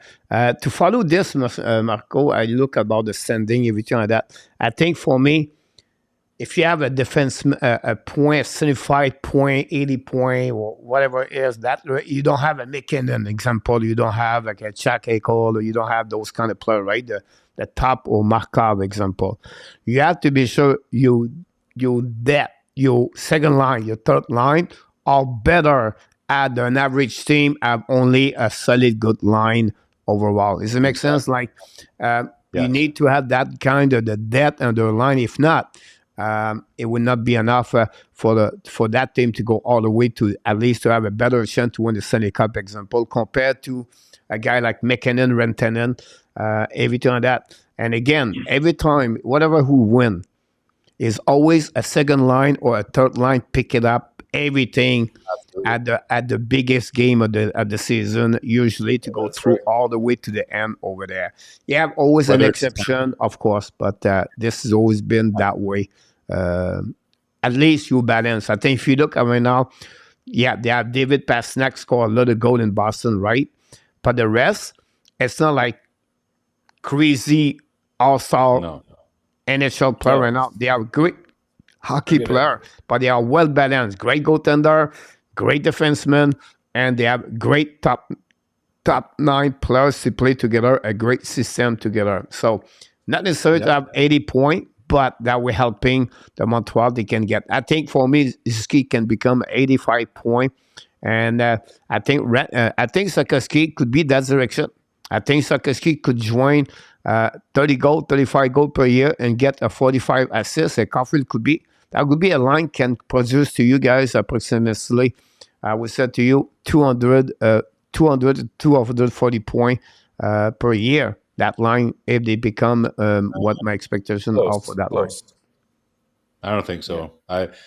Again, it depends how they play, right? Like, if they play the right way in the regular season, like, so if you really want to build a winning team, then, guys, here, and we've talked about this before, Coach, and here's a good question, and I challenge anyone in the chat to kind of give us what they think about this. But if are you okay with Caulfield never scoring 50 goals in the NHL, being like a 35, 40 goal scorer, but he plays the right way and Montreal wins games? So this is a tale as old as time, Coach. Like, Steve Yzerman is the best example in history about this, right? Steve Yzerman was like always top 5 in scoring, right behind, unfortunately, guys like Gretzky, Lemieux in his time period. He was never going to win, the Art Ross because Lemieux and Gretzky were there, right? But he was like 125, 130 points. Then all of a sudden, boom, changes it, understands, you know what, I'm going to bring my production down and I'm going to really focus on a team game. And then what happened? Detroit Red Wings finally start winning some championships, right? That's the classic example that everybody uses as a player who sacrifices offense in order to play the right team game. You could argue maybe that's why maybe Edmonton hasn't really won until this year. Notice McDavid is not number 1 in NHL scoring right now, guys. No, the reason, Marco, they don't win is because their depth, they are not there. That's not only McDavid. I understand he could become better as a 200 feet, but at the end of the day, you need those proximity constants to perform. You cannot say Coffee is going to score only 30 goals. You become a 200 game. Doesn't want to help him Montreal. Who's going to score for Montreal? He does not score. I think that line, I was honest with you, the reason I said that he's going to score approximately 90 goals per year minimum at one of the goals is because they play constantly on power play. That would give the reason, and they have more power play in NHL now about this. That's not said they're going to become. They are not going to bring that team in the Stanley Cup. But for me, you can become a better defensive player, Marco, but you cannot suffer your offensive at the same time. Look, Austin Matthews. Look, as a matter of fact, better defensive player now, but he's still performing. Here's the difference, Coach. Right. And on top of this is really, I'll make this point, then I'll let you jump in. So the difference in my theory behind why Edmonton and Toronto haven't won, and you're right, it's because they don't get production from the bottom, their bottom players. But the reason for that, for me, isn't necessarily the talent they have. It's because the coaching staff doesn't give those players roles in the team to actually contribute. If you look at the exit interviews of both players leaving the Edmonton Oilers and the Leafs over the last couple of years, the biggest criticism the players have leaving is, and you look at it, they play like the whole 2 minutes of the power play. They kill penalties. They don't give role players roles on the team. So it's like almost like two different teams, Coach. That's what happens when you have a top-heavy team is you're relying so much on your core four guys. The other guys don't feel like they're part of the team. So to me, that's why I like the balanced team, because everybody has a role. And I honestly think that, again, like can those guys have better off? Like, can the Suzuki, Caulfield, and Slafkovsky, are they going to produce more than they are now? Yes. I don't think Slafkovsky is going to score 35 goals and something like that. I think that's a little high for him in terms of goal scoring. But on the model that I see is a little less offensive production, but a balanced approach, Coach. Like you said, exactly. You nailed it when you said your second and your third line, you're going to have some 60, 55, 60, 65 point scores in your top three lines in order to roll that out. Like I said, Senators are maybe a good example. If you rolling out Pinto as your third line center and you give him the right wingers, not like a Tarasenko style, but you give him like a real third line winger to play with him, all of a sudden they're going to have that kind of depth as well, right? So I wanted to say that. Enortap, sorry, go ahead, man. No, I was just going to add in terms of Caulfield, I mean, we've seen a turnaround in terms of his defensive play for sure. And even though his goal production may have gone down, I mean, he's a much better playmaker than he was last year. So he may not be getting the points necessarily by goals, but he's getting more points with assists as well. And he's becoming, as you said, a more effective player. So yeah, your top line has to be your top line. I agree with that, Coach. You're 100% right. They have to produce, whether it's 5-on-5 or it's 5-on-4 on the power play. But then the others behind them have to be rich as well. They have to perform their duties at that particular line so that you have depth on the team. I mean, back in the Don Cherry days when he was coaching Boston, I mean, 1 year, what did he have in terms of 20 goal scores? I think he has the NHL record. He had maybe 12 scores that had 20 goals plus. And that's what made him great, is the fact that they had that kind of depth from number 1 to number 4 line.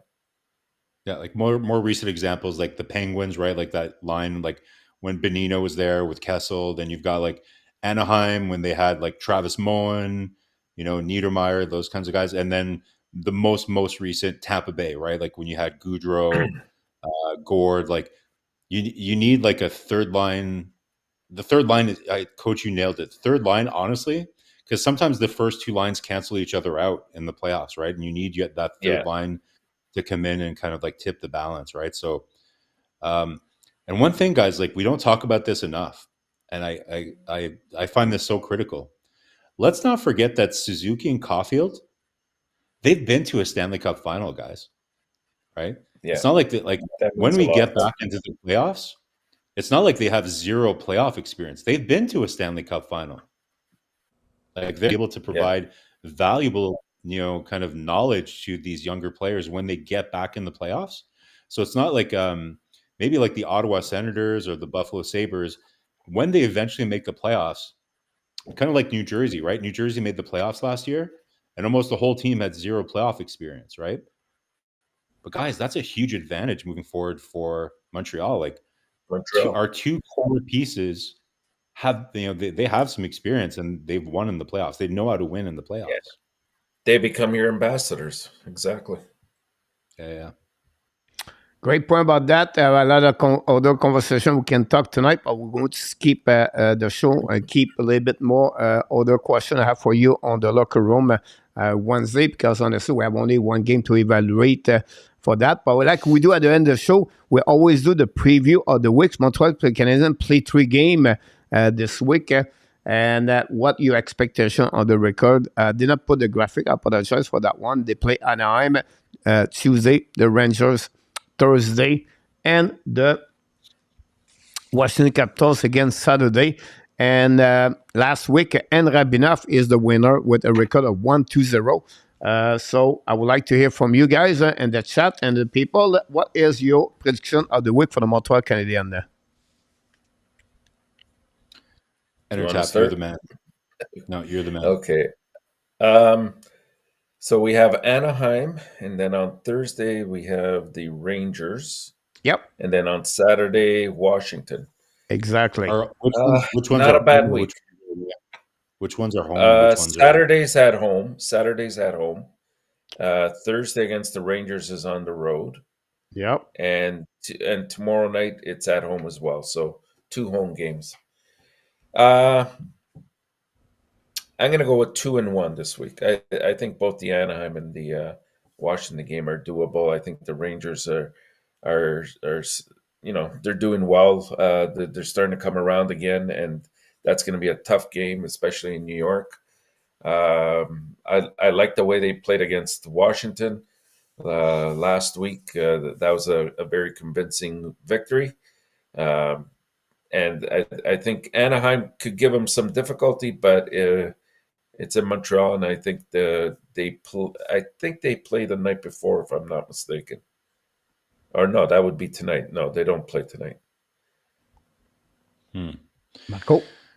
Yeah, guys, I don't have a good feeling for this week. I think, they had a good kind of like first game out of the break here, after Monahan was traded. I don't like what I saw in the last 2 games. And, now with the injury to Guhle, yeah, I get it. I get the sense that they might be a little bit deflated here. And, both are like Washington right now, they're still, they like, I think the GM said, like, let's see how you guys do in the next 4 games to see if I'm going to be a seller. And they actually had a decent stretch against some really hard teams. So they're starting to kind of come around. I don't think they're going to be a playoff team, Washington, but all that to say, I think this week, Coach, we're looking at 0-2-1. Let's see, maybe they get an overtime point here, but I'm thinking 0-2-1 this week. Sorry. All right. You're the only one have 0-2-1 this week, Marco. We have a few people 0-0-3, 1-1, only one honestly, but 1-1-1 is 3 people to take like a 2-1-0. Take also with Enortap about that. So it would be boring if I do the same thing like Marco. So I'm going to go with same beginning of season. Always a goaltender, still something during the week. So I think they will. Someone, I don't know which one, are going to be still a game. So I'm going to give a 1W for Montreal Canadiens, and they're going to be 1-2-0 for this week. Andy Kovula go with the same number like me. Did not look Lafortune go that one. Pierre Martin go with 1-2 also. Pierre Martin for the prediction Montreal Canadiens. I'll be honest with you guys. The Capitals did not look good against Montreal Canadiens, but since that game, look their schedule and look what they did. Ovechkin score every game. They become exactly the team they was played before the All-Star game. So I think they will be a little bit more difficult for the Montreal Canadiens. And then Anaheim Ducks, I think that will be the game. I think the Montreal could get that W. And then again, Rangers at home at the Madison Square Garden. Just again got a shootout tonight, so it'll be like 4-2 Rangers again Montreal Canadiens, in my opinion. Do you guys think that Primo will get a start this week? Yes, Thursday. I think they return with Montembeault Tuesday, go back with him, and then Montembeault gets Saturday also. I think Primo off this week. I think Primo will play Anaheim, to be honest. He have a really good record on the road versus the home. So that's the reason I would said to you. Luc Lafortune just said he just saw Jake Allen in Mexico at local Bows right now. So I don't know how long he's going to be in Mexico, Mr. Enortap, but we'll see about that. Here we go. I don't know we have anything else to talk about. A great show tonight for everybody. And we'll see what we're going to go back at Wednesday night. I know Marco will be with us Wednesday night. But we're going to be back with the locker room report with talking about the game for Montreal Canadiens. And at the end of the day, you have only one P. It's called process. And you have only one R. It's called rebuilding. So that's pretty much what we can do for the Montreal Canadiens. We want to thank Moderator du channel, Run with Kings, and the chat tonight. We want to thank the co-host Enortap and Marco bring some great knowledge about the Montreal Canadiens. It was great to have Marco with us again, back with us. And then, of course, we want to thank everybody. Click on the likes. Until then, we have to remind everybody because that's who you are. You are awesome. You are amazing. You are the best. And remember, you have greatness inside of you. Thanks for watching another Habs Nation podcast with the Hockey Nation. And don't forget also to click on the like before you leave the building. And we want to tell everybody, be well, be healthy. Find a way not only dominate your day, but find a way to dominate the first half of what, Mr. Marco? Coach, 2024, the year of the dragon. The Wall Dragon, the Chinese. Yes, I've been there this weekend. It was great to see that. I didn't see the dragon, but I see a lot of the other things. Until the next time, my friend, we wish you an amazing great night. Remember, my dragon. We love you, people. An amazing great night. Maybe my headline will be a dragon next time, Marco. Why not? Good night. Good night, everyone. Don't break the coder. I'll cross-check you in the face. Don't break the coder. I'm going to cross-check you in the face. Have a good night. Good night.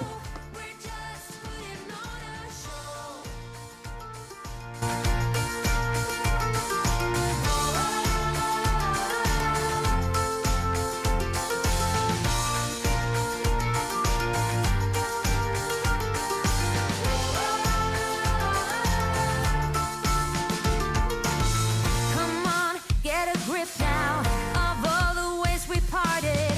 You showed in your own way we would stand and we would fall united. Come on, get a grip now. Just finish what you started. Don't like the feeling that I've been fooled, deceived, and so misguided. Oh, oh, oh. What do I know? What's going on now? Is this another breakdown? You and me, should I let go?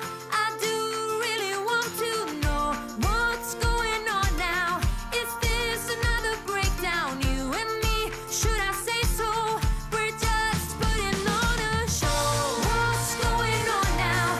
Is this another breakdown? You and me, should I let go? I do really want to know what's going on now. Is this another breakdown? You and me, should I say so? We're just putting on a show. Oh, oh, oh, oh, oh. Booyah!